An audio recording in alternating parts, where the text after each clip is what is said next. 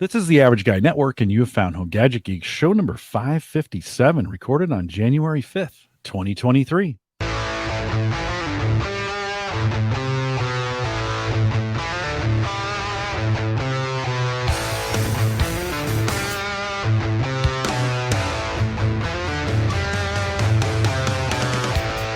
Here on Home Gadget Geeks, we cover all the favorite tech gadgets that find their way into your home. News, reviews, product updates, and conversation, all for the average tech guy.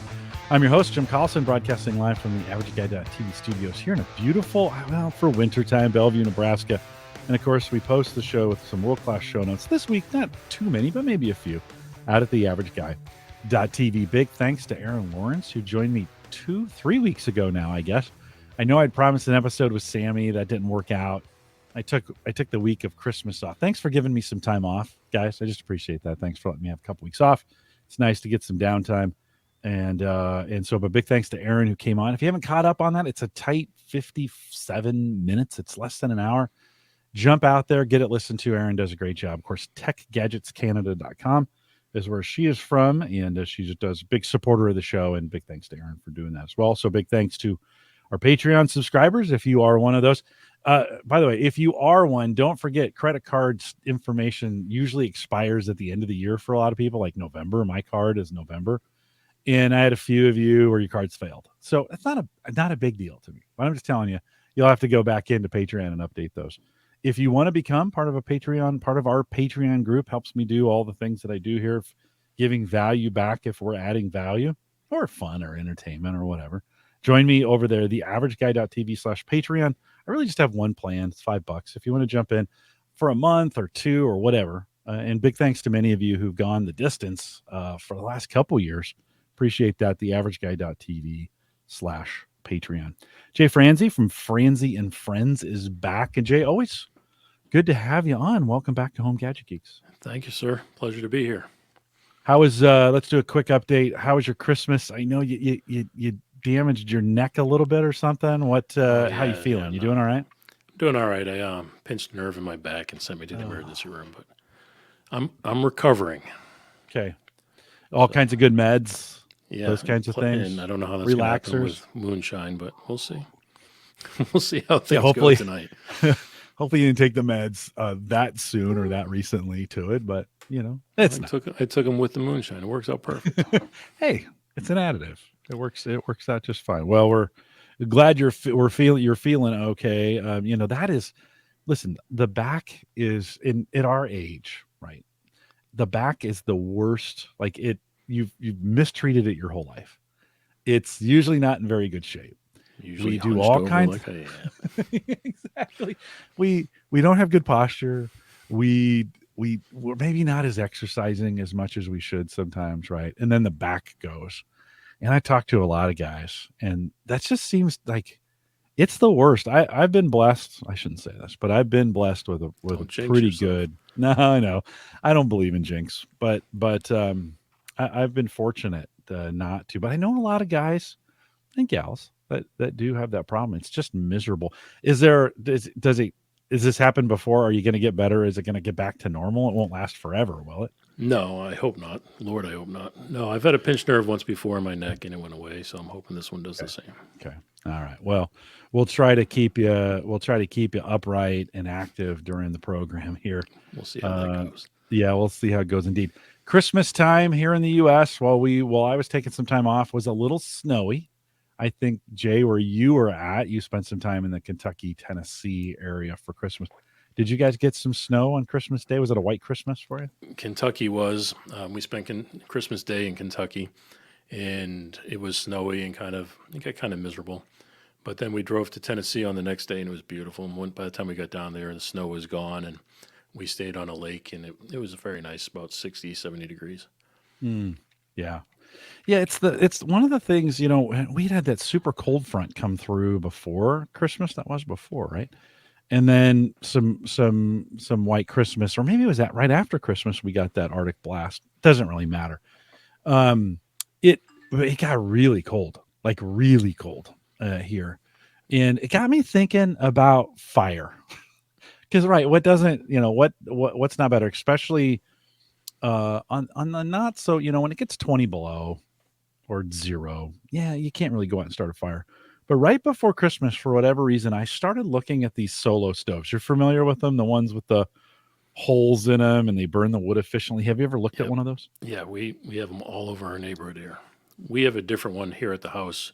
We have a propane one in the back, but Oh, no, they have those all over the house. They keep them in the driveways and yeah, yeah. pretty They're cool. kind of portable. You Oh can put yeah, them on stands. They're super efficient. I think I talked about these on the Black Friday show, and I had been watching the prices go down and down and down. And finally, Black Friday was the best deal. I haven't seen one since. Free shipping on them, just they were throwing in all kinds of stuff. So I wrote a post about it. So what I want you, not necessarily you, Jay, right now, because we're doing a podcast, but the listener, head out to the averageguy.tv. I've been writing a few more posts, just kind of goofing around during the break, seeing if taking a run at some writing again, just to see. I still don't really like it all that much, but I'm going to give it a try. But I wrote this article, The Benefits of a Solo Stove, and why I still might get one, even though I missed the best deal of the year, I might get one. So if you're thinking about it, if you're driving, certainly don't do that. But at some point, head out to theaverageguy.tv, look for it. Benefits of a solo stove. I think it's 5 benefits of a solo stove, and why I might get one. Would you get one, Jay? Have you ever thought I about would picking one up for absolutely, wood? Yeah. absolutely, What hands down. what what what do you like about them? The convenience. It's absolutely convenient, and Yeah. it, it makes the neighborhood around here just people walk around and you can sit out there by the fire. It's just nice. I mean, I really like it. Like I said, ours is propane. It's kind of fixed in its one location. Can't really move it around too easily. Yeah. So I think that's really the best part about it. Well, and I threw it on the Discord group. Let me jump over there really quick. I threw this out in the Discord group a couple days ago, and got a couple comments. Joe Wallace from this is the Discord group says Joe says my neighbors all have them and love them. If I didn't build a stone, and I'm in the same boat. He said if I didn't build a stone fire pit in the patio, I'd have bought one as well. The best feature is nearly smokeless, so you can walk back to the house and not smelling like a firefighter. And I did the same thing, right? I built this gigantic fire ring. It's got kind of solo technology built into it. Um, but it's kind of out there. I kind of the reason I thought about buying one is because I wanted something closer. And the problem with the old fire pit was it was too close to the house, and so the smoke could go in the house, and my wife hates the smoke smell. So I love So I it. thought, yeah, I do too, but not everybody enjoys it. So I thought maybe getting one of those might help. Schoonover said we've been considering a bonfire. That's the brand. That's one of the models, or a Yukon. First for portability. There are a couple spots in my backyard that may work for a fire pit. It'd be nice to try different spots. It's a great way, you're not kind of committing to where To it's at. digging up your yard. Yeah, you can kind of move it around, which makes me feel bad because I probably spent as much on all those, no, because I reused the bricks, but I probably spent a couple $100 putting that together, and that's all they are. They're $200-300, right? He says it'd be nice to try different spots. I'd love a nice fire, but the smell that comes from one of my neighbors' fires is not something I want to inflict on my own downwind neighbors. This past Saturday, St. Paul, a farmer's market advertised that they'd have 2 bonfires going. They'd be giving out hot dogs and bratwursts. Why wouldn't you go, right? Um, I was wondering how they were going to do the bonfires in downtown St. Paul, but as I walked up, they had 2 solo bonfires going strong. So approaching them downwind, I could smell the brats roasting, but no bad fire smell. Pizza oven, they have a pizza oven version as well. Nice. Add-on for the bonfire in Yukon is interesting as well. I'm extremely surprised that they introduced the Mesa. That's a tiny little tabletop. I think it's a little too small, to be honest. Little tabletop fireplace. He says I was extremely surprised that they introduced the Mesa tabletop campfire. I envision legal department at Solo had many questions. All right. Well, yeah. And Bob says in chat, you mean a candle? Right. And That's what I it was kind of, I thinking. don't know if you've seen the I Mesa. love it, Bob. It's like this. It's like, not even a foot tall and maybe, I don't know, 8 inches wide. It's, I don't know. Would you go in your backyard and light a little fire, No. like on top of your, yeah. I guess the whole idea is that you can roast marshmallows with the Mesa. It's like the perfect marshmallow roasting. for Start the one for fire. one person who's eating marshmallows by themselves, Joe. Well, you never I know. mean, we have them like they put them in their driveways, and when they have block parties, and everybody can go from house to house and stay warm. But they also have them at all the events in town. So I mean, they're all over the place, the little carnivals and Yeah, things. yeah, And they yeah, do things like you're talking about marshmallows and s'mores and stuff. But I want to put the big fire pit in the backyard. yeah. We're on a neighborhood lake, so a little tiny body of water. And if I put the fire pit out there, it'd just be a nice place to sit. Right now, ours is propane and it's up against, or not against the house, but up on our patio. So it's not quite the same, and you don't get the smell. Yeah, no, certainly with propane, you wouldn't get that. It has its own kind of Nasty unique. smell. Yeah, it's kind of its own ambiance is all call it. Yeah, I don't know. So I had it in my box. Like I had it in my cart ready to go. I was ready to drop.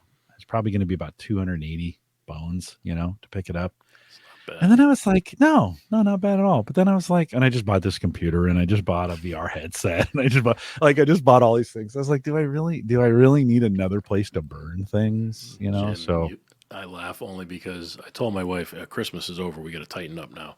And I went out today and I bought a mattress. And while we were there, we bought a TV.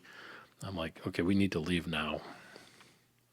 yeah, yeah, yeah, right on. Right on. Well, go out and go out. I wrote a little post about it, just some thoughts on why and benefits of and such. If you give it a lift, I would appreciate that. Head out to theaverageguy.tv. You'll see it. It's right on the front page. If it's not, just go to the search and put 5 benefits solo stove, and you'll see it in the search, and you can check it out. Jay, we originally we were going to try and get Fola to join us, and she couldn't. She's your co-host on Frenzy and Friends. Um, but we wanted to talk a little bit about productivity because it's the new year, right? Now, productivity is important all year long, but a lot of people are thinking about that. And I wanted to kind of think of it from a tech angle because there are things. And listen, we think about things like to-do lists and reminders and some of those kinds of things. I asked out in the Discord group again. If you want to join the Discord group, I'll probably spend in 2023. I may spend a little more time bringing Discord comments in because I'm finding you guys are doing a nice job of doing this. Brian out in the Discord group, theaverageguy.tv/Discord. Join us out there. He said, for me, it wasn't something that I found in 2022, but something that I refined, and that was exploring ways to help facilitate learning for my students using tools on Microsoft Teams, which Teams has gotten. I mean, Microsoft continues to build out Teams. Jay, do you use Teams on a regular Yeah, basis? yeah, I use it every day. We use it as part of our organization, and right now I'm doing a big project for the state of Kentucky, and we use it there as well. So we use Teams, the Teams meetings, and all of the corresponding pieces of software. I mean, it's a between that and the whole Office suite and everything, Yeah, we use it pretty yeah. heavily. I think Microsoft's intent is that Teams becomes the hub of everything.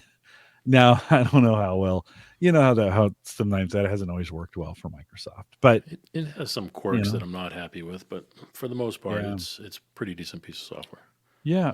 Brian, I was interested. You talked about using it with your students, and I always kind of think of it as a kind of enterprise or a work tool, but there's no reason it couldn't become the center of communication and learning in a learning application. It certainly is could do that. And my wife's work, they are Teams lists right now, but they'll go Office 365 next year, and I think Teams will come in and replace their phones. I think that's really where, for a lot of folks, you can with Teams, you can use a headset, you can use a handset, you can use a headset, you can just forward it to your phone, right? I mean, there's That's lots the of best feature right there.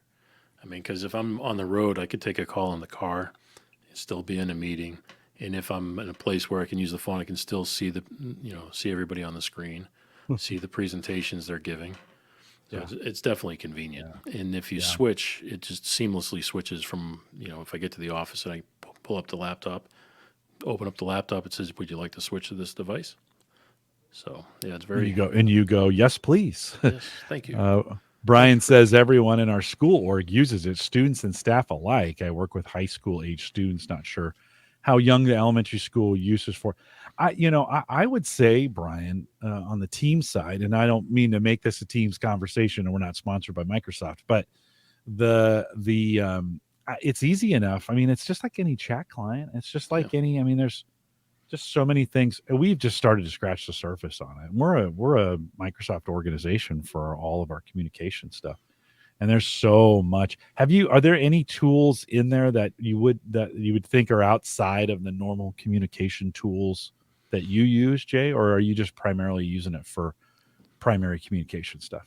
Well, they're using it for communication, so that's what we typically use it for. We do the group chats in there and that type of stuff as well. Take phone calls in and out of there. That's very convenient because now there's no longer desk phones. Everybody just calls through Teams. And like you said, we can take that on the cell phone. But the biggest quirk I have is you can't move the windows.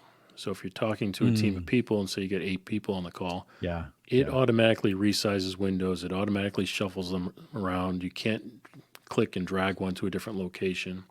You can pin one, but you can't move them. Mm-hmm. So that's something that bothers me because a lot of times too, you end up in the bottom right-hand corner of the screen, and you could potentially be covering somebody that you want to see. Yeah. And you can't move those windows. And if somebody knows a way, please tell me. But I haven't been able to find one. Well, I find myself like on Zoom in Teams looking at myself. Like I think that's a lot of people do that, right? Let's just admit it. That's what we do. We look at ourselves, right? And so on Zoom, I move myself to the center as close to the camera as I can, so it just looks like I'm looking at the camera, or at least close to it. I've had folks, who I've been talking to them on Teams, and they're like this the whole time, and because that's where I'm at. I'm for them. I'm over there, and you're like, hey, and it doesn't matter. This is the crazy thing about that. Where they're looking doesn't matter, but it makes us more comfortable when we're at least facing forward, right? Well, that's like you on the screen right now. Your hair to the left, so I keep looking over here to see you. Yeah. But if I look straight ahead, I'm do looking at I need to myself. move? Do I need to move myself over? So Dude, that makes such a difference. Put myself. Okay, well, we'll leave it this way for a while. That way, you're. Welcome to my show. Have to continue to look at you. So it is. So with Teams or with Zoom, I can manipulate it a little bit to get them in the right places. So I still can so it still kind of looks like I'm looking in the right place.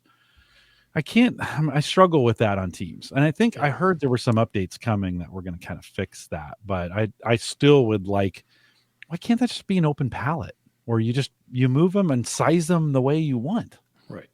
Yeah, no, that would be great. I'm sure they didn't have that, even that thought when they were creating it. But yes, it would be very convenient. Yeah. The Google Suite, we used that at one time, and you were able to move everything and change things. Mm-hmm.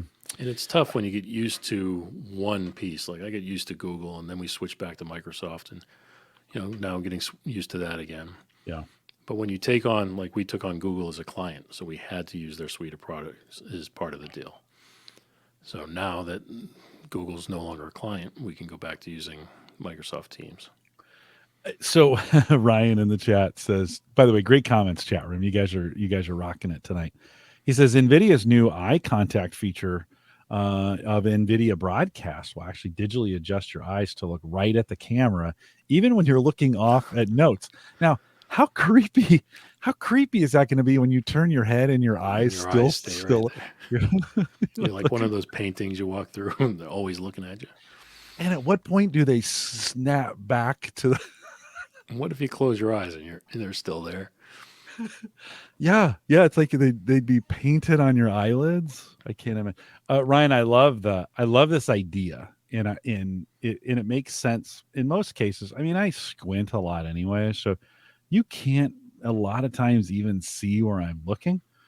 But it would be. I think it's going to take a little bit of work to get that worked out. I don't know. Chat room, I want to hear from you on this. Does it matter if you look at the camera or not? Your preference, not whether it's right or wrong. I'm just kind of wondering, do you like it when some like I can stare right at the camera right now. Do you So now like you're it just when freaking me out. exactly? Do you like it when you look at the camera, or somebody's looking at the camera, or do you not care? So put like or don't care. That I'd love to hear from you guys. Ryan says it was a bit unsettling when we demoed this week, but it works quite well in practice. So yeah, I don't know. I saw the word demoed and I thought it said demon.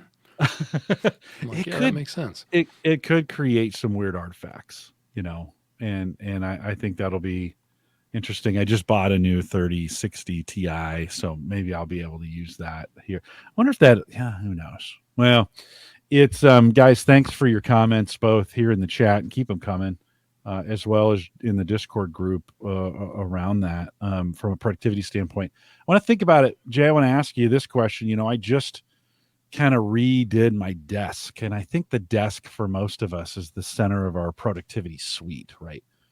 And for me, I added an additional curved 27-inch 2K monitor, which for I watch a lot of YouTube, and so that kind of makes sense to like, yeah, I could have gone 4K, but I'm not really watching 4K content. So 2K is perfect for what I'm doing in most cases. And so I've got curved, I got the Mac and it curves right into PC, and then it goes right into a flat wall for four monitors for work. And then right above it, I got You do hear what you're saying, right? yeah, I do. Right above it, I got one leaning in. That's the TV. I can go to the Fire Stick for that, and then I got a monitor, and then I get the weather over here on the. So, like for Curves into me, these 4 monitors over here. And I well, get this I did one. see Bob and Ryan playing on on a Samsung. I think it was in CS on a curved Samsung monitor. Ryan, throw the description for that in the chat. That was super curved. I mean, it wasn't just curved; it was like, right.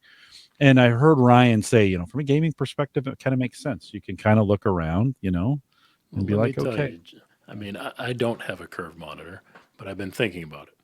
I've been doing 2 or 3 monitors typically on a workstation. Right now, I only have one, but my workstation itself, I bought to curve and wrap around me. So used to do a lot of work in the music business, and you'd sit at these giant consoles that would stretch from left to right, and you'd have to roll your chair to get from one end to the other. And if you had a computer monitor, it was dead center, so you'd have to roll back to it to see. And then they started making the workstations where they'd wrap around. So when I built this new room here, that was one of my key things is I had to have a desk that would wrap around. And that way, at most times I have 3 laptops, one center and one on each side, and so I could just turn and work on this one, spin to this one. But I lost the ability to have 2 monitors. So because I have audio monitors to my left and right, I can only have one monitor in the center and it's flat. But I have the flat screen TV on the wall, and I use that as my second monitor now. yeah, and that works for you. It's Works working. pretty well for you. It's not ideal because the flat screen, if you're looking at something small, it's still a good distance away from you. But if Yeah. you're using it like for streams, if I want to put something that I want to share, it makes it very convenient. Well, Ryan just threw this in chat. You should consider this the new Samsung Odyssey Neo G9 57-inch 57. and the G9 49. 57 inches. It's almost, Ryan, that's got to almost be full, like a half a circle around you. It's kind of what it reminds me of and now that I've been doing VR stuff, that is literally full circle. It's kind of creepy that way. But so Jay, for you then, because I love monitors. That's made me super productive. I love being down here. For you? What from a technology perspective? What makes you, and maybe thinking about in the last year or two of that, what makes you productive, or what do you really lean on for productivity? Well, to comment on your monitors, I loved having multiple monitors, especially if Yeah, I could get away with 3 was always ideal for me. When I had one in the center and one on each side, that was very convenient. I wish I had that now. I could do it, but if, like I said, if I did it, I would lose the audio monitors. And being a mix engineer, that's really hmm more important to me than the visual. hmm But to me, it was important to build this room and to keep it as streamlined as possible. So that way, what I do have on my desk is within reach and easy to use. So I have really just well placed things, and I try to tweak it as I go. But like anybody else, you get muscle memory, so you want all of the gadgets and Mm. faders in my case or things in places where you can just reach them. So I have like I don't know how much detail you want on my desk, but I have things very strategically located. So Yeah, I mean, I really like that. give me an example. Give me an example of like what's your go-to? What are your maybe your two or three go-to things on your desk? All right, yeah. So I have the Rodecaster Pro for things like this tonight, and for our podcast as well. So I use that. That's over to my right hand side. I don't change much on it, so it sits over to the right. I might occasionally reach over for a sound pad or something, but I know Yeah, right where that is. I can just move my hand, yeah. hit the pads, come back. But the faders never move. They get And in. the muscle memory for that's really important, Oh right? yeah, Because you're already trying to do something. You don't want to have to, what now? Where was that button? right. Which one is that? Yeah, I'm yeah, not reading the yeah, screen to see what the sounds are. So I yeah. just reach over. I have them color coded if I want to glance, and I can just go ahead and hit a sound pad. Jay, one of the things I've been looking at is we think about Rodecaster Pro. Somebody might say, "Well, I'm not a podcaster, so I don't need a Rodecaster Pro." One of the things that I think everybody could benefit from is one of those Stream Decks, right? One of those. Do you have one of those? I do. That's what I was going to tell you. That's the Yeah. strategically located piece. I have the trackpad here, the Apple trackpad, and it places right up against the Stream Deck. So I mean, I just push it right up against it. So as I'm Yeah. using my mouse, I can also just reach up and tap a button. And for those who don't know, the Stream Deck is just a series of macros. I have the large one. I think it's 32 key, but I can just move my mouse around and like for Stream Deck or for StreamYard, I have all of the functions that you can do within StreamYard on the Stream Deck. So I can switch the camera angles or the camera views and so forth, the comments. And for me, what's more important is I use Pro Tools in the audio world. So I have all the Pro Tools shortcuts and things that I want to really quick access to. Yeah. And like you said, it's muscle memory. So I don't look at it. I just know if I'm on the mouse and I'm in this area, I can just reach up and click. Hmm. That's very convenient. Yeah. And I think speed things up. I've been looking at just getting I think it's what 12. It's four, 8, 12, 3 rows of four. Yeah. I think it's $80.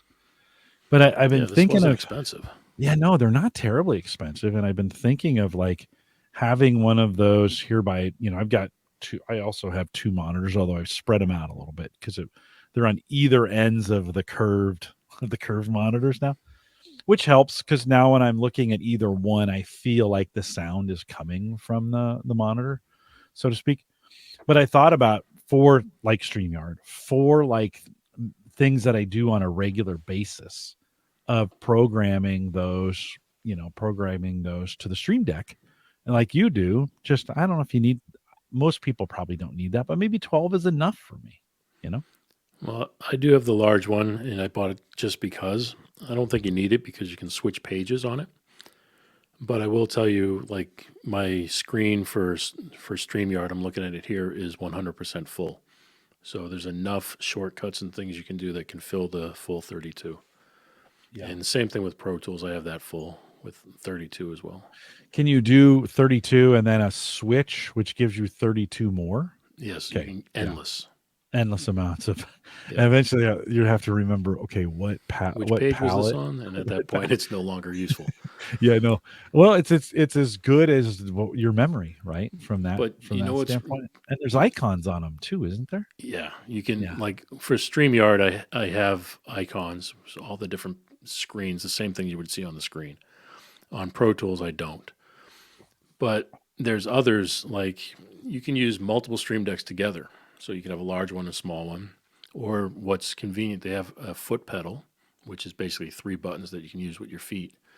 And that's convenient. So when you're talking, you can just step on a button, or Wow, I didn't know that. maybe Nice. you're having a conference call at work and you can just step on it to mute yourself, Yeah. things like that. So that's pretty convenient.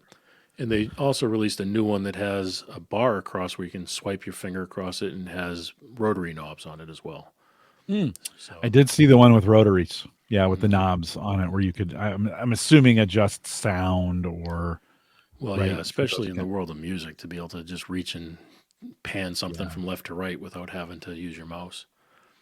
Bob in the chat's got a good suggestion. He says if you can't decide if you want a Stream Deck, they have a version you can run free on your favorite tablet for 30 days. Then decide what to get after that. Or it's sub $25 a year if you're going to stay on the tablet. So you could turn that. I'm assuming does that have to be an iPad, or can you put that on Android, Bob? I guess that'd be my question. I I mean, I have it could on an look. iPad. I think Yeah. I don't know. Bob will probably tell us, but you could probably use it on a Android. It seems like Yeah, it's one of the things I like about, I'm sure they've got it on Android, but one of the things I like about the Stream Deck is it's compact, sits on your desk, doesn't move. You touch the button and it doesn't move. If you put it on an iPad, I'm not saying you shouldn't do this, but I've got my Surface Pro and I use it for all my home automation. Home Assistant is the dashboards are on the touch screen, and it's on the dock. It doesn't go anywhere. Like there's nothing more frustrating than you touch something and the thing slides across slides. your desk, right? Yeah, Bob does say iOS and Android. Well, it helps me with my mouse, the mouse track as well, the trackpad, Holds it. because it pushes up against the StreamYard or the Stream Mhm. Deck, and it doesn't move. So it's very convenient. Dual Yeah, purposes. yeah. No, I had never. I mean, I've seen Stream Decks forever, and I was up in our at our churches in their technology area. They have quite the setup just for church. Like it's amazing what they have. And every PC has a Stream Deck on it. And I was asking the engineer guy who kind of runs the platform. I was like, yeah, really, tell me more about this. He's like, oh yeah, boom, boom, boom. He's like, this, that. And I was like, huh, that might be something worth trying to see if I could automate some of the things that I'm currently doing, to save time. It is definitely one of those things that you don't need, and you can do everything without it. But for convenience sake, it's impressive. I mean, it's Yeah. one of those things. It does one thing and it does it well. And is it Bob says it runs on Wi-Fi? Are they Wi-Fi connected, or are yours connected USB? USB. USB. Okay. Mine is. I don't know if they make a Wi-Fi version. Uh, If they did, maybe that'd be pretty cool too. To sit back on a couch and maybe he's thinking about on a tablet. Those are gonna run Wi-Fi. Yeah. yeah, that would Yeah. make sense. Yeah. There he goes. Yeah. Stream Deck Mobile requires a Wi-Fi connection. Yeah. You need to be on the same network, right? Yeah. And that makes sense from that perspective. Okay. Anything those are three really cool. I mean, yeah, the Roadcaster. Okay, not everybody. That's pretty podcast specific. We've talked about this before on this show. These microphones are handy to have at work, even if you're not a podcaster. Like Right. people, right, you do calls, and then people are like, oh, you sound really good. And you're like I have a microphone. Right. And it doesn't have to be an expensive one either. So No, you can get away. Anything else then as you think of on your desk from a productivity standpoint that adds to your productivity or that you really enjoy having? yeah, I have a. Again, it's not for the typical person, but I do have a mixing console, what they call a fader pack, in front of me, Mm. and I use that for music mixing. I would normally rather have the Rodecaster in front of me when I do the show, but for mixing, it's important to stay in the center of the speakers. So that's why I have that in front of me, and that's just like a giant Rodecaster Pro. Yeah. So it's Okay. nice and convenient to have for that. And that's USB. It's just again one of those things that you don't need because you can do everything in the software, but it just makes it very convenient to touch a fader or move a knob versus having to move your mouse and find things. Yeah. No, right on. I am not one that I went through an era. I went through two Mackie FX Pro. I can't remember whatever the names of them. I spilled wine in both of them. But I like physical keys. I don't want everybody's like, yeah, just run this thing and you can run it virtually on your like no, I've been a Windows guy too long. You don't run anything of production that you're going to rely on in the moment on Windows because it'll do something crazy on you. It'll lock up, it'll blue screen, Does I that always happen? wanted physical. as often as the day is long, usually on that. Hey, let me ask you. So you're a sound guy, an audio guy. Let me ask you this question: if I was gonna I've got desktop speakers. I've got shelf. What do they call them? Shelf speakers? Is that what they're called? Where, Yeah. it's a pair of Roland MX8s. I think I've had them for 25 years. I mean, they're old now. They still work, so I use Yeah. them. But if I were to replace them, would I go? Would I go wireless? Is it still best to wire them in? I mean, for keyboard and mouse and all those other things, I mean, I could do Bluetooth. I could go Bluetooth speakers everywhere, right? Connect all kinds of things to them and have incredible convenience from that standpoint. But where do you stand on that versus wiring? I like to wire keyboards and mouse for sure, or mice for sure. Any thoughts on the speakers? Absolutely. No wireless. Not Okay. for me. I mean, I do have a. It's funny. I do have a wireless speaker, but it is not for production purposes. So I have. I think it's a JBL brick, and I can take it Bluetooth, and that's fine.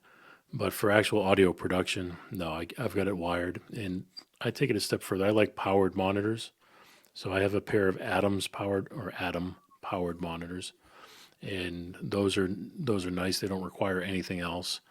I used to have the matching subs, but I've designed this room to not need the subs. So, but I like having the high end audio in front of me, but wherever else I go is not high end at all. It's either my Okay. car or a speaker or my earbuds. Yeah. I was on thinkcomputers.org with Ryan and Bob. I was on their show. We were talking about things we wanted for Christmas. And I was thinking of Edifier. Is that a brand of speakers? It's escaping me now. It doesn't matter. Two audio inputs, which I would use both because I have the Mac and the PC. I want to bring both in. Today, I only really have one on this set of Rolands. Just have one input. So it's nice to have that, but it also had the option of Bluetooth, which I thought was kind of nice. I have a Bose Connect. I think these are called Connect 2 Bluetooth portable speaker. Really bought it for the deck when we're out there, but it sits on my shelf here and is actually Bluetooth connected to the TV. So when I have the TV on, I have a whole separate control for that and a speaker behind me. I don't mind listening to the TV on a speaker behind me. It doesn't have Right. to come out this way, right? Type deal. But it gave me some flexibility. So I like that ability. Joe says in chat, he says Bluetooth generally, and I'd agree with him on this. Bluetooth audio is generally horrible Yeah, it's on compressed. that. Yeah. Well, I mean, yeah, it's an old it's an old protocol, right? I mean, it was designed in a different day. Bob says red wine used to be the number one killer of notebooks. Some marketing collateral I seen. I don't know if it's still true, but highly likely. Well, I've ruined Tonight it's moonshine. exactly. I've ruined two monitors, two Mackie Edifier. Yeah, that's the one I'm talking about. Edifier.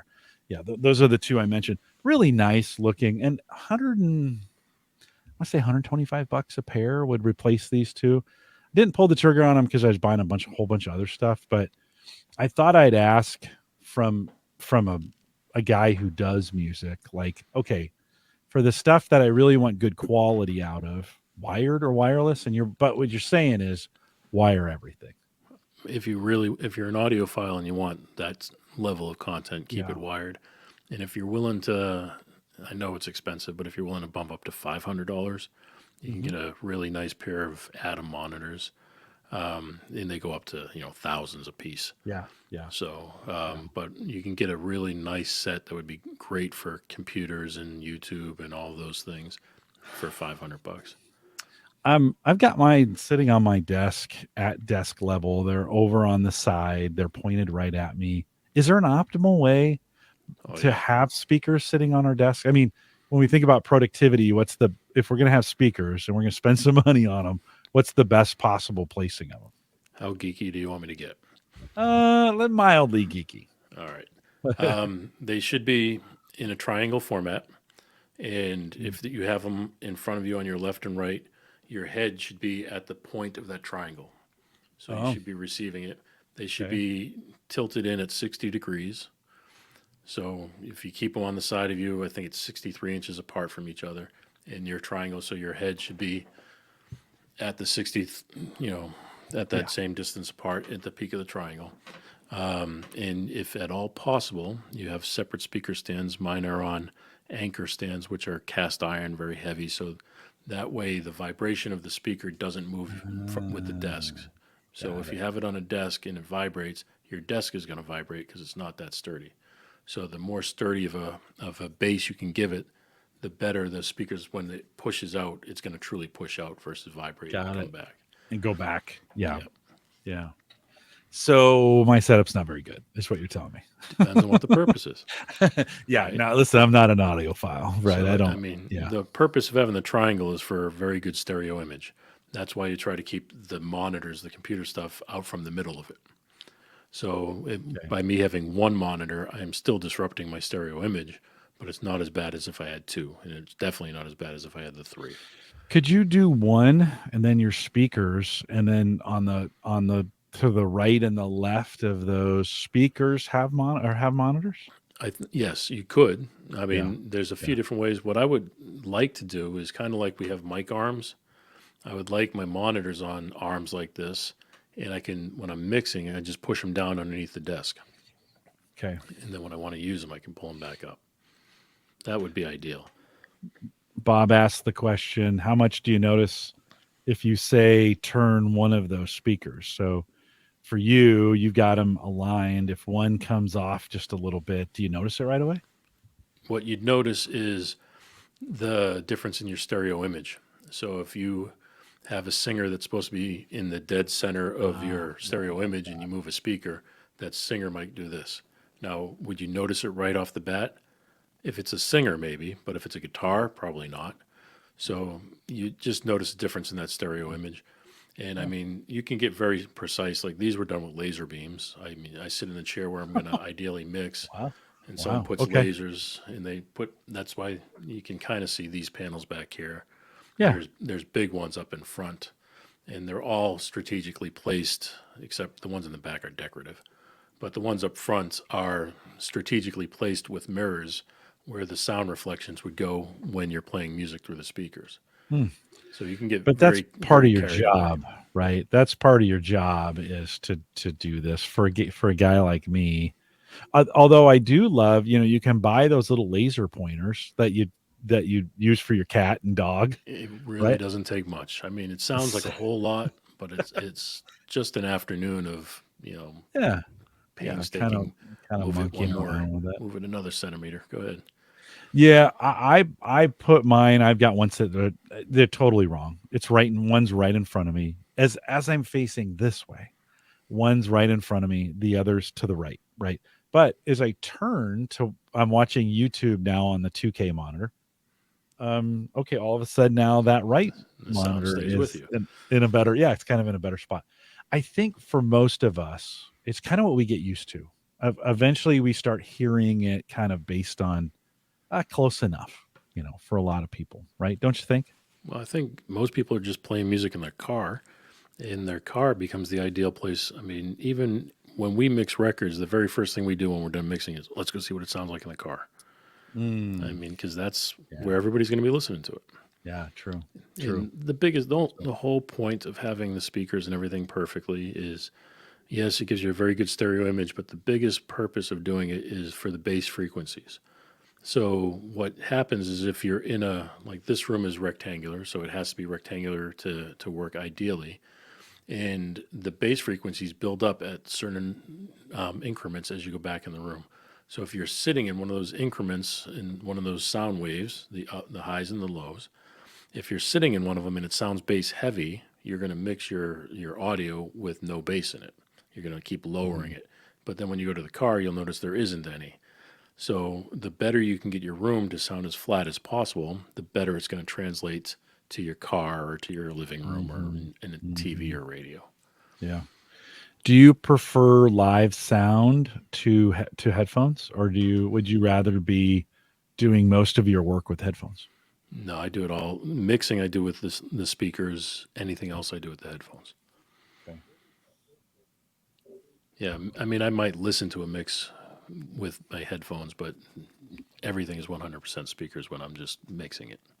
And is that common, Yes. or for most audio folks, Yeah. anyways? Yeah, I mean, I spent a lot of time. It's been 30 years working in Nashville, so I've done a lot of records, and I've worked around a lot of people who've done some really big records as well. And everybody mixes with their speakers, and not everybody mixes in an ideal treated room. Yeah. I mean, Yeah. not everybody can afford it. Not everybody does it. I mean, and it's not Yeah. like it, if you bought monitors, you could have your room pretty close in an afternoon. So it's not like it's unobtainable. But if you Hmm. really want to go all out, there's people that'll come and tune your room and fix it for you. Hmm. Yeah. But no, yeah, most Yeah. people use the monitors. Yeah. If I No, could mix I've in the car, I would. yeah. Well, if you're producing for a car, you ever thought about building a studio inside the house that's just shaped like a car? No, I haven't. But what I did try to do is we talk about all this wireless and all this stuff. Is Hmm. I've Hmm. tried to get stuff on my laptop so I can make mix changes when I get my mixes done, and if I could just take the laptop to the car Ah, and make the final yeah. tweaks. Yeah. But now that I have a Yeah. room that sounds good, I don't typically Right. have to worry about it. Right. Yeah. Yeah. Yeah. Well, it's certainly a unique for you, a unique or not as common. Most of us aren't mixing music that way. But I mean, I do know folks who like to have good audio at the desk. And I was surprised when I bought these speakers. I was just like, "Oh, this was 25 years ago when we were Roland still makes great using speakers. yeah, they're fantastic." Now, on the ones I have, the volume knob is scratchy now. So I just turn it up full blast or maybe three quarters, and then I mix everything else to kind of match that. But at least I think that's what I have it at now. So I don't touch it. I never touch the speakers anymore because I don't, they'll then it starts going from left to right. And so this is why I'm kind of thinking at some point I'm going to need a new set, be like, well, at some point I'm gonna have to drop 150 bones on a new set. You could actually get there's a company named Behringer who makes Oh yeah. consume Yep. prosumer level stuff. Yeah. They make powered monitors you could probably get for that price and get Yeah. really good.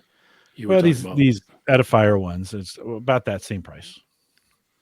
you Yeah. were talking about the volume and on your Yeah. speakers. I went out and Yeah. got one of these things. It's an SPL meter, and I have the Show it again. There we go. Yep. this is an old one. I think it's from Radio Shack. If you want to know just how old it is, Radio Shack. but Nice. it still The works. Shack. It's really good. And what I do is I have the Scarlett 2i2 for my audio output, and I have the marking of 90 SPL on my Scarlett, so I never touch it. So that way, when I'm listening to music, whether it's mine or somebody else's, it's always at the same level. So you're always making the same decisions. What happens is if you listen to music at different volumes, then the sound is different. So your bass reacts differently at different Okay. volumes. So if you keep everything consistent, it helps you. And Yeah. then 90 decibels is usually the optimum. 90 But decibels. 90 decibels. Yeah. No, Yeah. Yeah. Well, yeah, and for most of us, it's just trying to get good sound, at there. I like Jay Madison, who we have on our other Jay, who we have on from time to time. He's got the most immaculate and he love desk setup, and he loves just neat and clean and crisp, all the cords put away. I could not be more opposite. I'm more eclectic. I've got different size monitors and different places and different orientations and constantly moving them around and I'd be doing more certain like things him. with them. Yeah, well, good. I have everything in a place, and like for muscle memory, it's really because I'm anal. But Hmm. like I have, you mentioned typical desk stuff. I have the wireless keyboard and mouse, but I have a second wireless keyboard and mouse behind me. So when I have somebody here in the room with me, if I'm mixing a song, I can throw it up on the TV, and if they're trying to show me something, they can just take the controls and make the adjustments. Ah, So that's pretty convenient. well, that's a good idea. So for me, I have the full size keyboard and the trackpad up here, and there's the smaller keyboard without the number key and a regular mouse in the back. Do you know what the resolution of your TV is that you have up there? No, Okay. it's a Just big. Samsung. It's Big. It's not that big. I think it's 43 inches, 43 Hmm. inch Samsung. Hmm. But it's good for my space. It's nice. Yeah, and I find, you can. I love that idea of. We do this at work all the time. We'll be working on something together, and we have desks with big TVs at them all over the place. So, like, let's just go to a conference room and we'll start working on a shared monitor, right? So that we can be pointing things out, or no, do this, or no, do that. And it's just a lot easier that way. Not as much during the pandemic, but we found that we were sharing screens. Like, hold on, let me just share my screen. What the crazy thing is, pre-pandemic, that was a big deal. Right. Like, hold Nobody on, did. yeah, hold on, let me share my screen, and then it would And then it take was like, 10 minutes of how do you do it? Which button I was gotta it? Can you find see it. my What screen? Can you see it now? exactly, exactly. Now it's like, let me just share my, and before they're even done saying it, the Pop. screen is up. Yeah. Are you seeing it now? Yeah. But they Okay, let's still do. ask. Well, I think it's a nice courtesy, right? I think that's another one of those, like, just to make sure before we move on. You're seeing it, right? Okay, let's. That's fine, but it's just funny how quickly we have defaulted to. Let me just show you. Let me just share my screen with you. Type deal. So, but that works. I had. I shouldn't tell on myself on this one, but I was in a meeting and it was getting a little heated. And I said, "Let me just share my screen." And she goes, "Don't you share your screen again. I'm so sick of seeing that screen." Because I belabored the point by sharing my screen too many times. She was not really happy with me at that point. I said, "Oh, I'm." And there were two other folks in the meeting, two really young, kind of new to the company, and you could just kind of see them, kind of back away, like, Yeah, for "Oh, them not are to they be are part of they this. mom and dad gonna fight? Is that what's gonna happen here?" I can Well, I tell you love some. that. Go ahead. I could tell you something real quick on the same point. I was in a Yeah. meeting the other day, and things were getting heated in the meeting, and somebody was Mhm. getting chewed out, and things were going on. And there was a guy presenting, so he had his screen shared, and you can see the comments coming up on the bottom of his screen and saying, "Oh man, he's really Oh. chewing him out," and the guy didn't realize it. So he's Yeah. just talking about what's on the screen, and the messages just keep coming up. You see what he's Oh, saying to yeah. him? I Oh, was like, yeah. "Oh," but Yeah. Yeah. Pop-up notifications. Those, killers. yeah, they have been, and I think, pre-doing this, there were some folks who would, maybe type a few inappropriate things in Right. there, you know, and you're like, oh, yeah. Bob says, how, oops, nope, that's not the one I want to look for. Take a second to pop up. There he goes. So Bob says, first rule of presenting: never share your primary screen where your messages come up, and that is Yep. that. Yes, and Bob knows. Spot on, Bob. Bob knows. It's early on. We had a situation like that, but it was like an all hands so we had like all the company in there, and someone shared, and then these comments were coming in on chat. It's like, oh, you're just embarrassed for him too. You're just like, oh, Well, these were some oh. comments that could have got somebody fired. Yeah. Yeah, no, right on. Hey, Jay, from a productivity standpoint, when we think about a software application that makes you the most productive, what do you think? It doesn't need to be new, but what do you think? And maybe besides the specialty stuff you have to use for editing and stuff, Sure. do you have some organization or something that you like to use? Yeah, no, I do a lot of project management, so I use Trello, Yeah. and they also got Monday.com and those type of things. They're good for different purposes. Monday.com's got the Gantt charts and stuff that are kind of cool to look at, but Trello's just you can put up boards and you can stay pretty organized by doing that. I stay organized with my general stuff. Like I talk to my phone probably more often than most people do. Just remind me to do this, add this to my calendar, let's add this to this list. So those type of things keep me from forgetting things because I am old and I do forget. I Yeah. mean, my wife will tell me something and I'll walk away and forget what she told me. And I don't know if that's because it's my wife or because I'm forgetful.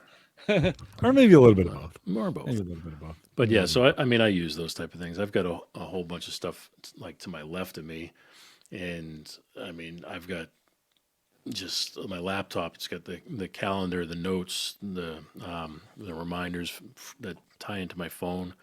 My production computer's also there.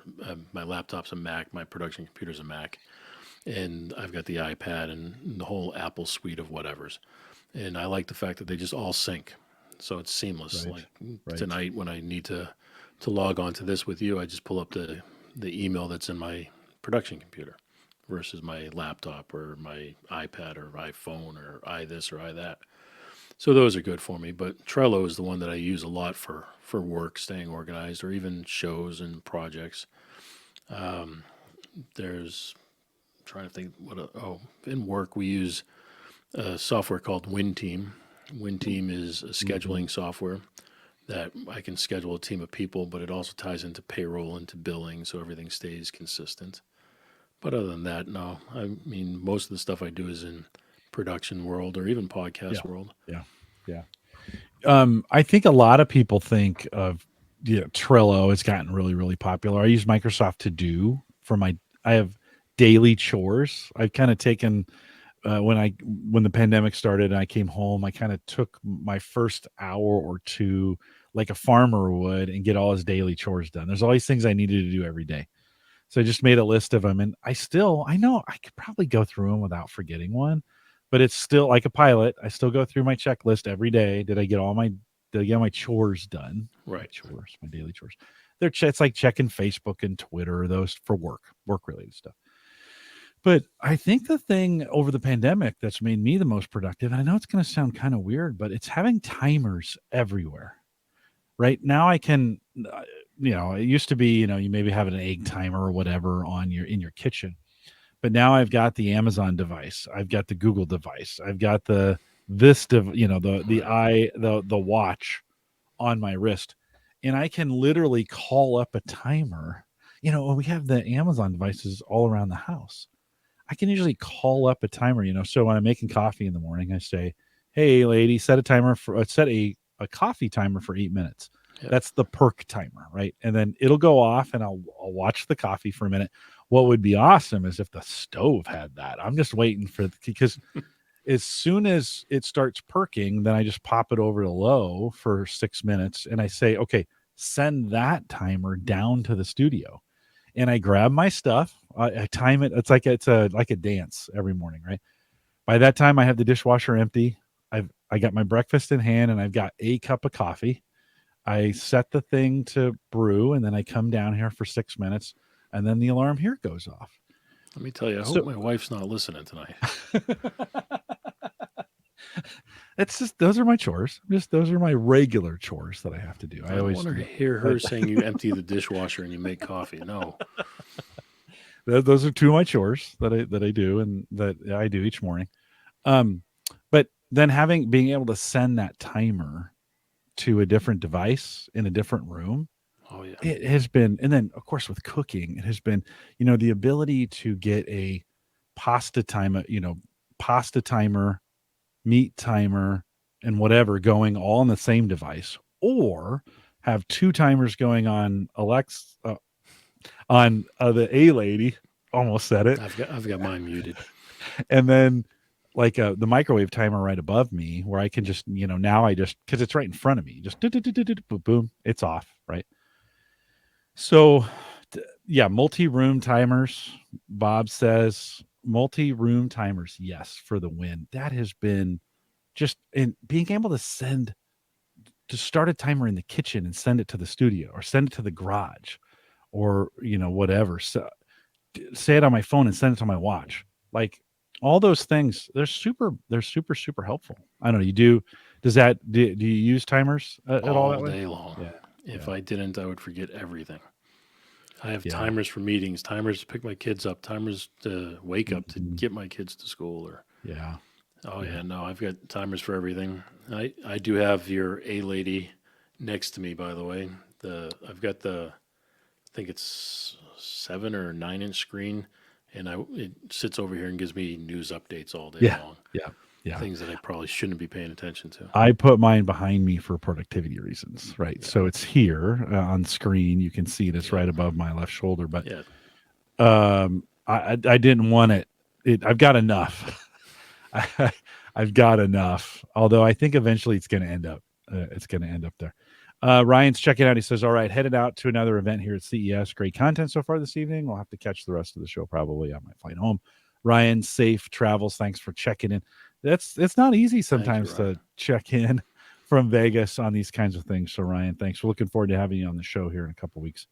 Bob, you're not far off. He says, I need a coffee maker here in the studio. Sarah actually, when she brought me the Nespresso, the intent of it was to come down here, but that thing's too loud to brew. I don't know if you've ever used an espresso machine. That thing is loud, so I couldn't. I was like, no, we'll leave it upstairs. What I did end up doing is getting a bigger coffee mug for down here, so I could pour that up, and then that turned into the percolator. We had a plug-in perk, and then I bought a stovetop perk, and so it just keeps getting, it keeps evolving. I've also thought about having water down here. It'd be nice to have like a small little water thing, so I wouldn't, Got But the then it's fridge like, back dude, there. yeah, dude, just get up and get water. You don't have to be that lazy, Well, you dude, know? that fridge back there's been very convenient. Yeah. Of course, it's filled with Fireball or whatever else. No, But right on. Yeah, I know, right on. Yeah. Bob says, hey, lady, tell me what day it is in 5 minutes. You could do that if you wanted to. Um, Bob says, my problem is someone told me that Nespresso tastes like freeze dried coffee. No, um, it's actually pretty delicious. Those Nespresso guys are pretty picky about their coffee now, but I like it. It's a good. I mean, for instant coffee, it's some pretty good stuff. Jay, anything else as we think about wrapping this up? Anything else from a productivity stuff that makes you productive or makes you better? yeah, I mean, I think there's a handful of things. To mention a couple more things, I think this desk thing that you brought up tonight is kind of convenient and kind of cool. I also have two lights that are strapped, attached to the desk. That's been, I know it seems like such a simple thing, Yeah. but for work calls and stuff, it's made a big deal. I mean, it's really helpful. Now, they're probably a little bit more powerful than they need to be, but they've been very helpful. Yeah. As far as productivity stuff, I I have stuff like across the room. The biggest thing to me is the organization of it all and how I use the stuff. Like even for something as simple as my favorites list in my phone is sorted by my managers and by my clients.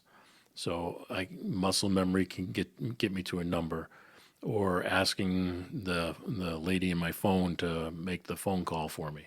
Hmm. Those type of things are amazing to me. But the biggest thing I could tell you that I do that helps me is I make use of commute time, whether that Oh be yeah. Yeah. using that power list to contact all my managers as I'm driving to a client location to do check-ins and hey Jim, how you doing today? Is there anything I can help you with? What are you working on? What can we do?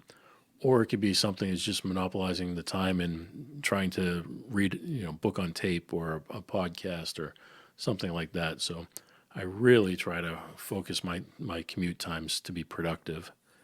And then one last thing that I probably shouldn't do, but I do have three laptops during a day for three different projects I work on. And multitasking is bad. We're not supposed to do it. I get that. But if I'm working here and it's time to, I'm at a stopping point, I can then turn to this one and get caught up over here.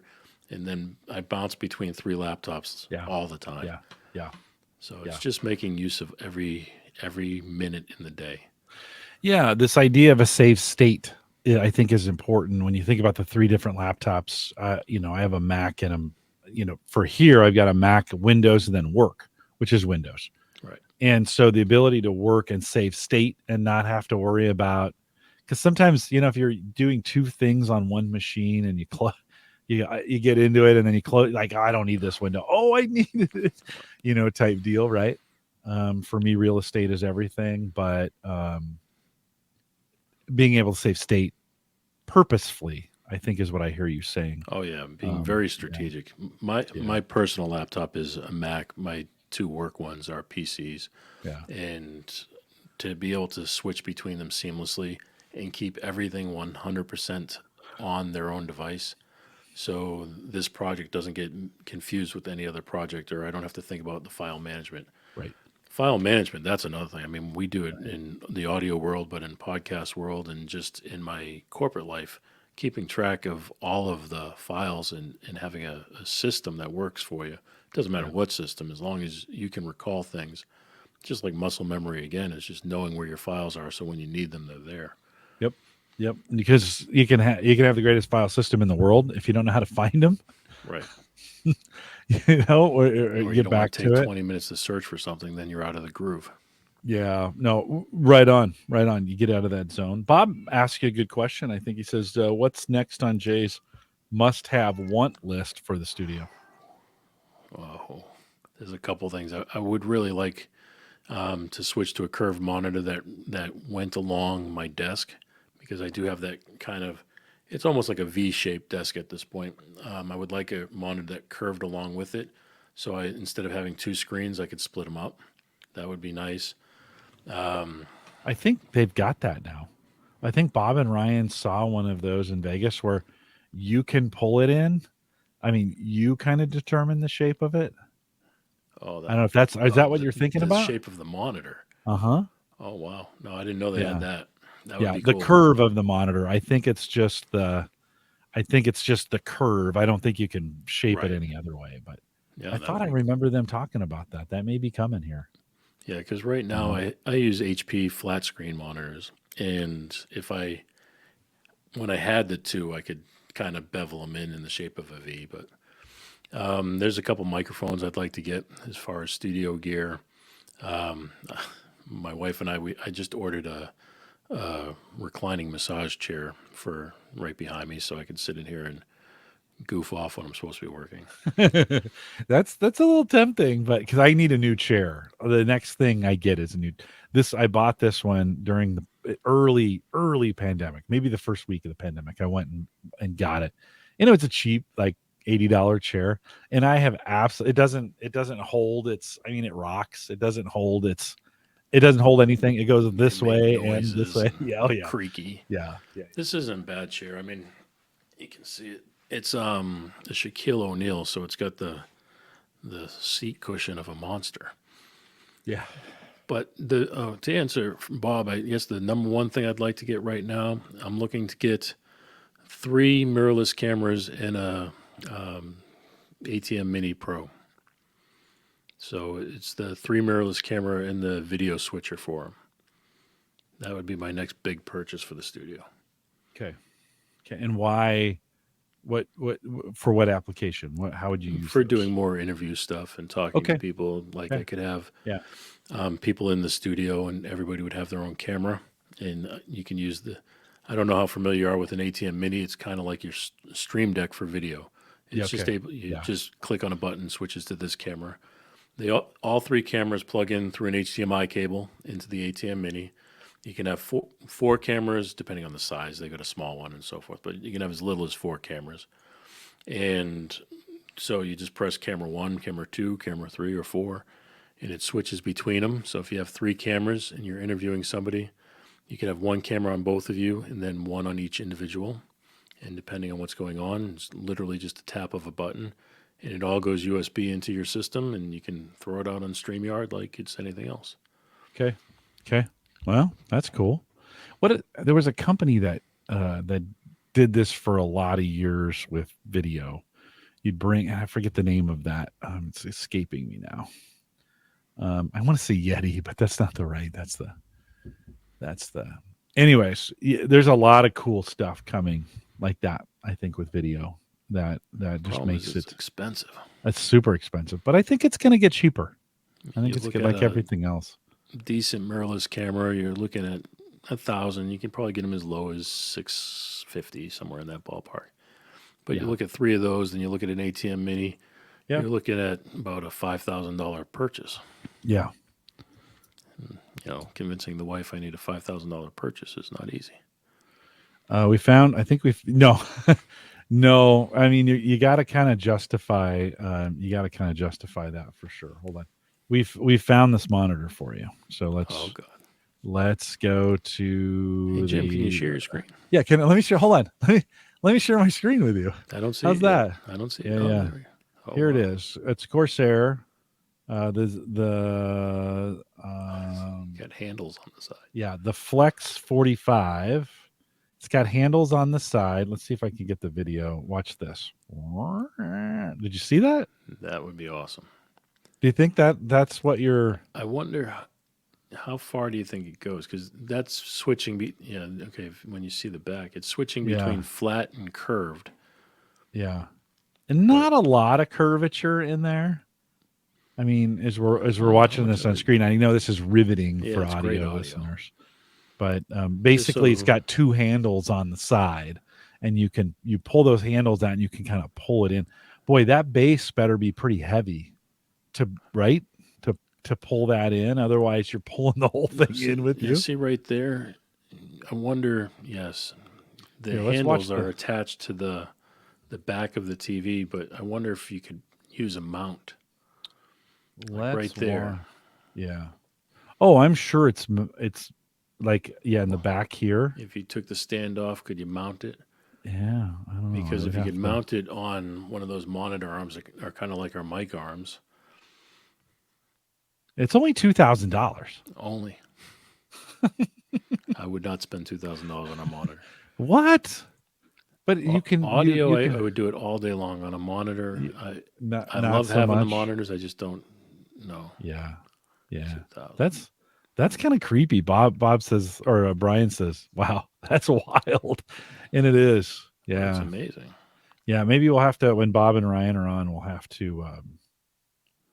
Get the we'll have details to on it. talk about it. Yeah, they got a chance to take a look at it. I don't. I'm not sure. I would necessarily like. I don't know if I would make it flat and curved enough to make that I would do it feature one time and never move it. right. Right. And then it's just at that point it just makes sense of finding the Just right buy curved the right monitor curve. for you. Yeah. Yeah. Like my Yeah. Buy the lights right. are my microphone, the two lights, and there's another camera to my left are all on mounts, and all the mounts mount right to the desk. And I would like my computer monitor is on a base which sits on the point of the V-shaped desk. So if I could, I would much rather have the monitor on an arm on a mount, and that would free up at least a good half a foot of desk space. Yeah. And it Yeah. would also push the monitor back further, which would help me with the audio, the stereo image.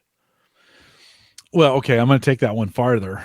So, based on what we talked about tonight, I want that monitor to be on a on arm that remembers settings, so Like that the I can be stand up okay. desk. Yes. So when I'm sitting down, it will come in. When I want to do some VR at the desk, I can put the VR and it pushes all my monitors back, Back. right? And it just moves them back to an area. It doesn't matter where they're at, just so they're far away from me, right? From that standpoint. And then like you mentioned, either a sit down or a stand up configuration, then where I hit those. Because listen, moving 9 monitors is not practical for stand up here. Like I'm locked to sitting down. I just am. There's no way I'm going to really move these things. But in that kind of scenario where if I've got them on some things where, and I guess, yeah, I could bolt them all to a single desk and the desk could go up and down, whatever. But it'd be super cool if that those were all in memory positions where you would hit on the stream deck, stand up mode, and they would all move up. Dude, this is How a cool stand would up that be? desk here, and I've got everything mounted for that purpose. And I found the right height of the desk, and I've never touched it. Mm. I Mm-hmm. just, I don't know if Mm-hmm. I'm afraid to touch it at this point or what. Plus, also, when you do that, you have to think about the cable management because you can't have tight cables and tell your desk to stand up because then all your stuff gets pulled off onto Right. the floor. Right. Yeah. So you Yeah. really have to think I mean, I Yeah. know it sounds simple, but you have to think that stuff through on how you're going to do it. Bob says I want the Mercedes Benz Right. button for displays. So, and well, yes, both the Samsung and this Corsair one are $2,000.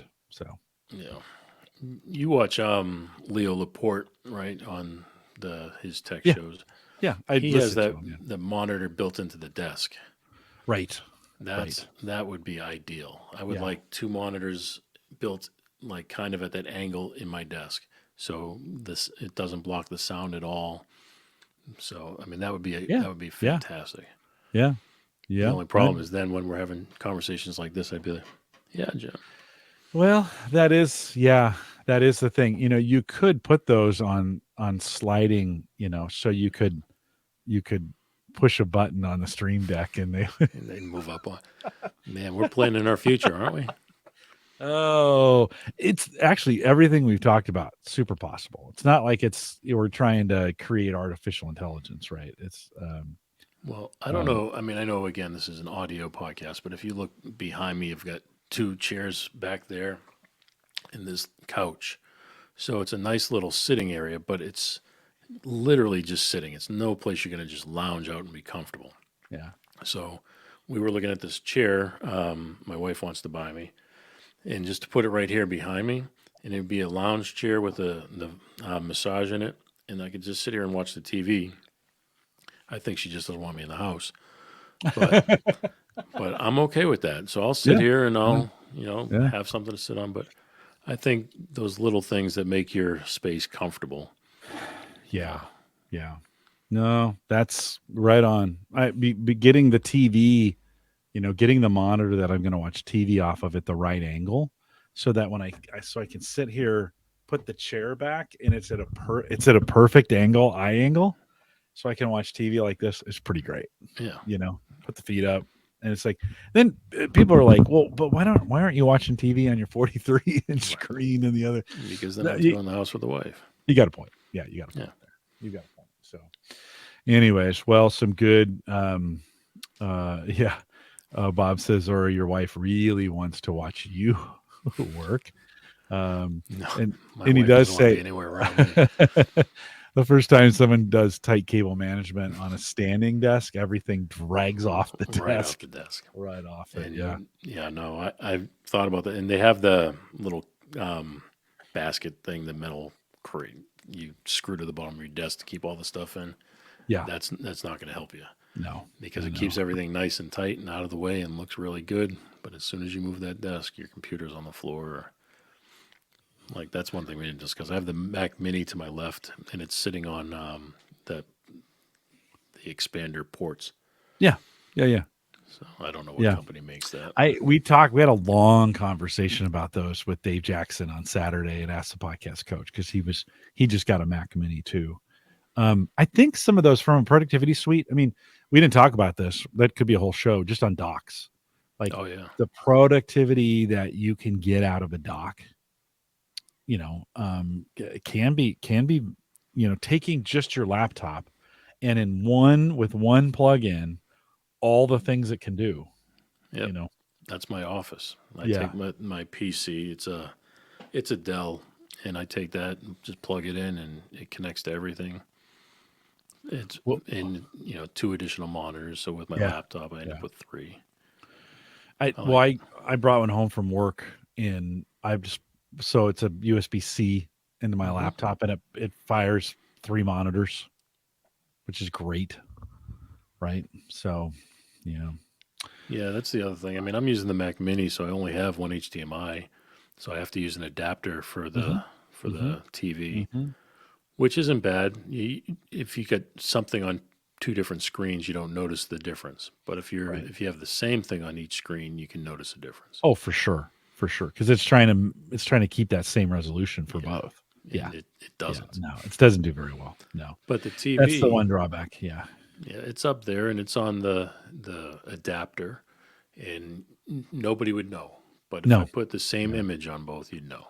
Yeah, no, for sure. That's not a great way to do it. Bust Out, who's joining us tonight, that welcome for you coming out here. Bust Out, good to see you. Says, I want a projector screen cut to fit my desk size and a short throw overhead projector. So it's just all, I guess what he's saying is just everything beyond the desk is a monitor. I wonder if you put the projector, build it into your desk, and project on all the walls around you. Oh, yeah, Yeah, I mean, my yeah. office at I, work that would I be haven't, awesome with all the I white haven't walls. seen, there are some short throw projectors, but they always suffer a little bit on the lighting side of things. Like they've gotten Oh a yeah. lot better, but man, nothing. I mean, I don't know if anything beats a well lit monitor. You know, so Well, it's like I've got these HPs, and like I said, I had three of the same monitors surrounding me. It was nice because they were large. yeah, yeah, But now I've just got the one, and it's disappointing. But yeah. it looks really nice.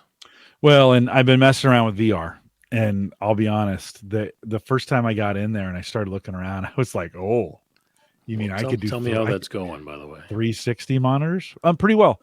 I've actually I've been playing Beat Saber in the mornings, like to warm up for my walk. So I get up for 20 minutes, set my time. Speaking of timers, tell the watch, you know, Right. let me know in 20 minutes. Do 20 minutes of Beat Saber on that thing, and What is then that? I don't know. it's you have like lightsabers and blocks are coming at you, and you have Oh, to so it's a, slice the blocks in a half. game. It's a movement game. Yep. Yeah. And they have punching and all kinds of things that you Right. can do that I'm kind of exploring. So I've been from a fitness perspective, just starting to explore that. And I think actually for things like warm ups, and I mean, I think you can actually, there's some things you can do if you have the right space where you could really get your heart rate going on those things. So, um, the imagery on them is absolutely amazing. Like you get in there and some of the spaces where the resolution is right, it's creepy. Like it's like you start going, I start looking down and you're like, oh, oh, that's a long ways away, you know, So, have you noticed any motion sickness or the a things little that bit, people have complained about? a little bit. Yeah, a So little you bit. do. Not nothing that's too bad. The more I'm doing it, the more I'm getting used to it type deal. I like What it. What I like about it. realism? Like, No. I know the most things aren't, but like, if you were to tour someplace, like for visuals, like maybe a city, could you look around and see it in photograph quality at this point, or is it still Um pixelated? yeah, it all depends on what they're providing it in. I did Google Maps or Google Earth, not very good. um Pretty Well, that what's would that be game, a good example. what's the big block game, the it's real. Tetris, No, that Microsoft bot, the kid game, yeah, you can, Robux, no, you or can, yeah, you can break, you can build things, and yeah, yeah, anyways. Robux or whatever it is. No, yeah, somebody will throw it in chat here. You guys know what I'm talking about, and for some reason, I'm struggling to remember the name of that thing. Um, it's in a lot of cases, it's just a step above that. And so so there's some areas for content that's specifically designed for that. Minecraft. Minecraft. Thank you, Bob. Jeez, I don't know why that just totally ran out of my Bob gets brain. the award tonight. That's why we call him Producer Bob. That's what I'm He's saying. because he's behind the scenes producing, helping me all the time. Producer Bob, thank you. Bob, you can Um, come over to my show every once in a while. Help me out. he's good to have around. He's good. He's good in a pinch. So, anyways, so no, not. I don't think from a realistic standpoint, it's great yet. Now, I think a whole bunch of those headsets, those Quest 2s, got sold at Christmas time, and I think there's probably going to be some more stuff coming. Some more and some better stuff. I'm just trying to get comfortable with the movements, you know? But you mentioned the Google Street View and stuff. Yeah. I mean, how bad was it? I mean, was it passable? Is it similar to what you see on your monitor? It's exactly the same as the monitor, except when you're seeing it in VR, it's all you see. Whereas it's really bad. Whereas on your screen, you're like, oh, okay, that's close enough. Right. Yeah, But so yeah. you could move your head and you can see, the 360 view of a neighborhood. Yeah, if it's built for that, yes. Yeah, they have some things in Google Maps or Google Earth. I think it's Google Earth. You can go in some places and then it's all 360. It has to be built for that. See, Joe says this well. He says it's more immersive than realistic. And yeah. that's a good that's listen, if someone said, "Should I get one today?" Yes. Yes, you absolutely should. For I think I got mine for 350. It's absolutely ready for fun. and that kind of stuff. Um, is it Ready Player One? No. Like let's just be, and it's super creepy going into chat rooms. Like I went in and I'm like, I'm out. I'm not ready for this. I'm a podcaster. Like, and I wasn't ready for it. I was like, no, this is too much for me. People in weird outfits and stuff, you're No, like, yeah, no, no, I like this. I want to see the real you, right? right. I Well, I that's what I'm want saying. If you got Google Earth or Google Street View or any of those, and you can go into a neighborhood, it gives you the opportunity to, like, maybe you can't travel to that neighborhood, maybe you can't travel to that, area. It would be great to just go and look around and see things that you wouldn't normally get to see. I mean, yeah, yeah. Um, but so Joe makes a good point. They have some videos that are 360 videos. So this is you separate that from I'm able to control the environment. Like on Google Earth, I control where I go. When you're watching some of these videos, they have I think I saw this one flying in an F-18 and leaning over and looking at the ground was kind of freaky, right? Yes. Now you don't have any control of that plane. It's a video that's been filmed with 3D cameras, right? right. Or if that's what they call it. But so there's a big difference in and I'm okay with both. I am okay. I think one of the cool things they have, you get a home, right, where you can do certain things to it, when you boot into it, it's where you kind of land in the space. The graphics in that are pretty good, like that home world stuff, pretty good, colorful. Again, not realistic, but pretty good. You get I'm in gonna have to there. try it. That's one where you look over the edge. Like all the homes have an open infinity edge, so to speak, and you can walk out to it and look down, and you're like, "Holy crap, that's a long ways down there, right?" Um, One day I'll tell you a story about that. in real life. Oh, dude, a real high level brief. I had a friend of mine in Las Vegas. He goes riding in Jeeps and he took me over Death Valley, over the mountains where there's no guardrails, no trees, no nothing. And you go up 7,500 feet on a path that's just barely wide enough for the Jeep itself. Yeah, Let's say I found out I'm afraid of heights. it's a bad time to figure that out, right? It was not good. Yeah. Joe's corrected me actually. So he said flying in an F-18 and leaning over, looking at the ground was freaky. This is an actual flight he could control, right? Yeah, crashing it even more. Um, VTOL VR is the game I was referring to. So, yeah, there's some of that too. I haven't done that yet, Joe. So I have to check that out. I haven't gotten that far on some of those games. So maybe there's some of those games where you can control it, where the video is a lot better. I'm not knocking it, by the way. I'm not knocking it for some of these things not being ready or not No, having. I'm just saying it's just a reality of it. There'll be better things to get into. The games are a little expensive. I mean, it's $20 for every game or more, and so that's after a not while you bad. kind of you buy a 20 bucks bunch for of a them. game. Okay, well, yeah, I mean, it depends. I mean, I guess if you want to buy a yeah, hundred of yeah, them, yeah. No, but right on. I mean, Yeah, I really like the idea of the Google Maps and that type of stuff, me too. Me or too. or what you'll be able to do in the future, like being able to, you know, I look at it from training point of views, teaching classrooms that people may not be able to travel to. Yeah, I mean, I don't know. Possibilities endless, yeah, sir. yeah, yeah. No, right on. I watched a video the other day of 1,001 drones doing a um, New Year's New Year's Day, midnight or whatever presentation. Right? It was so 1,000 drones with all these different lights on them, doing all these different super cool. Right? If you've never seen a drone show, they're worth watching on YouTube. Right? They're pretty great. But imagine if you could be in a VR headset on one of those drones. Can Like you, that would be cool.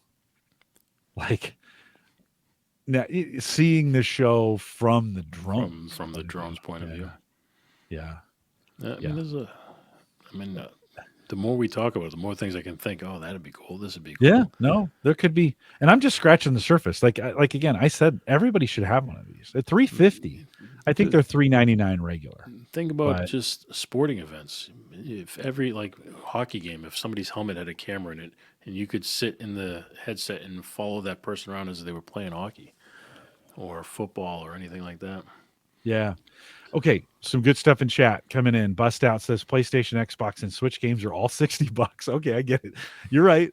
You're right. I've been told. And then PC gamers are spoiled with a plethora of cheap games. That's true. That's true as well. And it's really mobile too. Mobile games are pretty cheap, right? Joe says Nintendo games are $50 in 1994. By all inflation metrics, games should be $100 these more, and that's true too as well. Like Well, with we, today's inflation, that'd be probably it's $1,000. exactly it's $60. That's not bad. Bob has the right thing. He says YouTube 1001 drones, record-breaking Christmas drone show. That's what it was. It was Christmas. Check that out. That's super cool. I think that was down in Texas. Can check that out after this. Can And you imagine then how loud that would be? With yeah, you got to kind of wonder. But they had if big you were there, they had big speakers playing music over I it. just wonder So if you're like around 1,000 drones, just that noise. We had a fire in my neighborhood the other day, and they sent a drone out to check it out, and you yeah, could hear that thing coming. I mean, it was just whizzing by. yeah, It was yeah. so impressive. I mean, I feel bad. It was right before Christmas, and a house four down from me caught on fire. But the technology and how impressive it was for the drone to come out, check things out. The crew came in. I mean, it was impressive. But Mhm. you could hear that drone coming from a mile away. When you watch this video, this 1001 drones for Christmas, they're setting all these up on the stadium field, right? And then they're like, okay, 2 minutes, clear the field, get off the field. Can you imagine as all those drones lifted up? No, And I'm sure they lifted in patterns so that they wouldn't run into each other. But can I you can't. I imagine the can't control sound? one. I mean, I bought one with the Uh, the high def camera and all that, so I could get some good shots. yeah, No, it doesn't work for me. And mine yeah. only lasts 20 minutes. They are 100 feet in the air. So once they get up there, they're way up there. So they're not like right on you, right? But you have to watch that. Bust Out thinks there's some indications that game prices are going to rise. Yeah, they probably will, just like everything else. And then Xbox Game Pass Ultimate does help with some of the higher cost console games, though. And I did the PC. I just purchased the $10 PC Ultimate so I could get Flight Simulator because now I can That run would it be on cool. this That new would be cool. computer. So I've been messing around with Flight Simulator. Now if I could get Flight Simulator on the VR and control that thing, that would be kind of cool. All right, Jay, we have gone long enough. Jay, thanks for coming out tonight. Thanks for being my friend and hanging out here and some good No, thank conversation. you. I Thank appreciate you you. And having the, you. the chat's impressive tonight. I like it. And It Bob, had thank this, you. yeah, yeah, yeah. This has been the best chat we've had in a while. I mean, everybody's jumping in. Thanks, guys. Bust Out, Joe, Bob. Saw Brian out there a little bit earlier. Tony, we missed you. Sorry that you didn't get a chance to be out here tonight. John was out there, but then John got really quiet. Ryan checked in from DC. I mean, from Vegas Vegas. earlier. Did I miss anybody? Oh, Jim Shoemaker was out earlier as well. So we appreciate you guys coming out. We are live every Thursday, 8 p.m. Central, 9 Eastern, out here at the averageguy.tv/live. John Maddox from Channels is with us next week. That'll be fun. Catch up with John and what's going on at Channels. He's kind of a fun guy to hang out with and super interesting. And then Christian, you want to be here in 2 weeks. Christian's coming on. It's kind of a Cyber Frontiers Home Gadget Geeks. We're going to talk about what's going on at LastPass. And so he's got a unique perspective on it, and I'll have some questions for him on it. And then on the 26th, Ryan and Bob are joining us. And I just realized, Uncle Marv, I saw you out there earlier. And then I just realized Uncle Marv, I thought I put you down, but I'm not seeing you on my list. So I'll have to go back through those emails and make sure I've got that. Uncle Marv, go What ahead. about Sammy?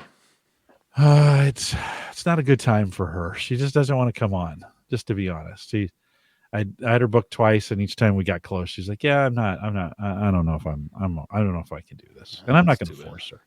Yeah, I'm not going to force her. There'll be there'll be a day. There'll be a day when it's time to get her back on.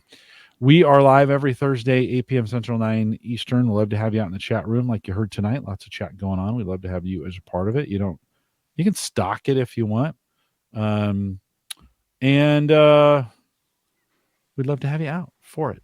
For those of you joining us on Patreon, thanks for doing that. I mentioned theaverageguy.patreon, theaverageguy.tv. Let's just say the whole thing right, Jim. theaverageguy.tv/Patreon. If you want to join us in Discord, theaverageguy.tv/Discord. Is that what I said? Yeah. And you in chat. Thanks for coming out tonight. For those listening live, if you are listening to the podcast and you're now caught up, good for you. Like you're done. Hopefully you're caught up. I don't know. Maybe it's a year from now and you're not, but that's the future and I can't control that. Thanks for coming out. Yes. With that, we'll say goodbye, everybody. Yeah. Yet. Oh, Jay, thanks for coming out. Thank you, sir. Good to have you guys in the chat room. Thanks for what's your next, okay, besides the cameras and stuff, you got from a pure podcasting standpoint, audio wise, do you have any gear that you're looking at that you'll replace here soon, or are you set from that perspective? I have a portable, the Zoom H6. I bought a couple microphones, just simple Shure SM58s. So that's going to allow me to go in the field and do some recording. But I'd like to get the camera set up. I'd like a RE20 at some point. I just don't feel like I have a need for it. It's one of those things. And I do have I'm putting together a second show. So that's something that's taken a lot of my time. I'm focusing on. I produced a song, and I'm going to make that the intro to the show, and hiring a voiceover guy right now to take care of it for me. So, why a second show? I am doing an entertainment interview, news, and review show. So combining my two loves of leadership in the entertainment world. Okay.